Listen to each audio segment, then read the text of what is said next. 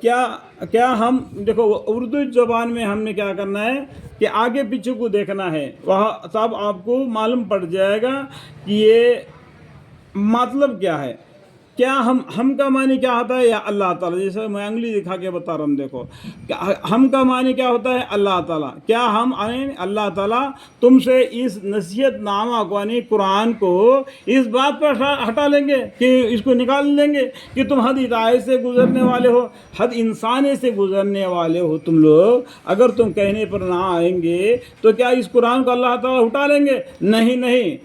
لیکن یہ قرآن آخری قیامت تک آنے والوں کے لیے ایک نصیحت نامہ ہے، یہ نور نامہ ہے. اگر تم اطاعت نہ کرو گے، حد اطاعت سے آگے بڑھ کر گزر دیں گے تو اللہ تعالیٰ اس کا حساب تم کو لے گا اور اس کا عذاب بھی تم کو دے گا. اس بات کو جان لو. تمہارے حد اطاعت سے آگے بڑھ کر گزر گئے تو اس قرآن کو اللہ تعالیٰ نہیں ہٹائیں گے. کیا ہم تم سے اس نصیحت نامہ کو اس بات پر ہٹا لیں گے کہ تم حد اطاعت سے گزرنے والے ہو؟ اس آیت کو سمجھ گئے ہوں گے ابھی جو میں نے بتایا انڈائریکٹ، تو اس بات سے بھی آپ سمجھ گئے ہوں گے اس آیت کا معنی. ٹھیک ہے. اور ہم دیکھو یہاں پر بھی بولتا ہے اور ہم، اس کا معنی کیا ہے؟ ہم کا معنی اللہ تعالیٰ ہوتا ہے، اللہ تعالیٰ.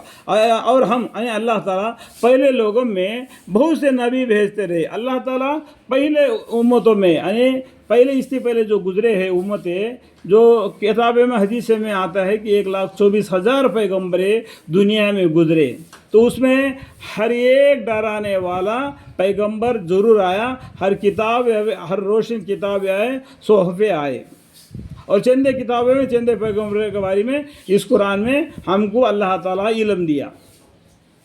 ٹھیک ہے. اور ہم پہلے لوگوں میں بہت سے نبی بھیجتے رہے ہیں، اور ان لوگوں کے پاس کوئی نبی ایسا نہیں آیا جس کے ساتھ انہوں نے استہزاء نہ کیا ہو. جتنے بھی پیغمبر آئے ان سب کو یہ لوگ نے جھٹلا دیا، کس کو بھیدڑک مار دیا، کس کو یہ ساحر کہا، کس کو جادوگر کہا، کس کو کیا کیا، کس کو کیا کیا. اس زمانے کے اس پیغمبر کو معلوم ہے اس زمانے کے لوگوں نے ان کو کیا جواب دیا. اللہ کو علم میں بھی ہے کہ ان لوگوں نے یہ کیا جواب دیا.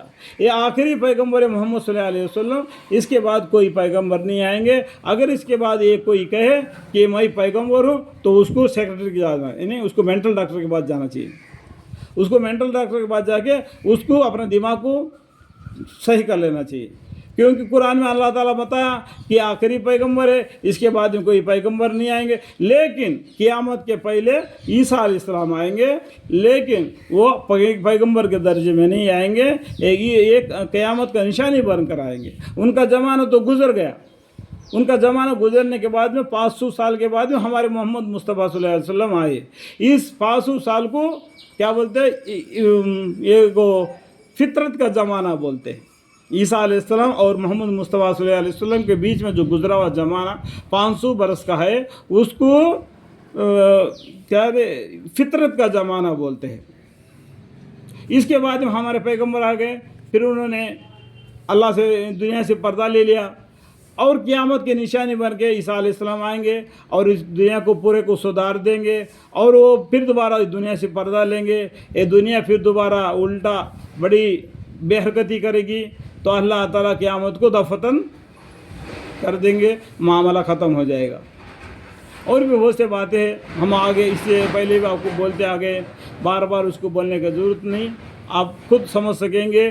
اگر آپ کو نہیں سمجھ میں آتا ہے تو میں آپ کو اشارہ دیتا ہوں کہ قصص الانبیاء پڑھے، اور مرنے کے بعد کیا ہوگا وہ پڑھے، اور نہ اور فضائل اعمال 2 حصے ہوتے ہیں اس کو پڑھے، اور بہشت جور ہوتا ہے اس کو پڑھے.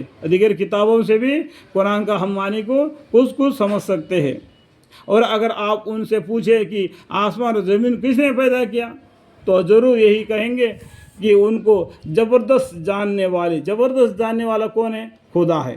اسی نے پیدا کیا، اس نے پیدا کیا. دیکھو میں خدا نے پیدا کیا، تو آسمان زمین کو کس نے پیدا کیا؟ زبردست جاننے والے نے. اس کا معنی کون ہے؟ اللہ ہے. اللہ نے پیدا کیا اس آسمان زمین کو. اس سب کو کتنا اللہ تعالیٰ نے 6 دن کے اندر میں پیدا فرمایا، جسے تمہارے آرام کے لیے زمین کو مشل فرش کے بنایا.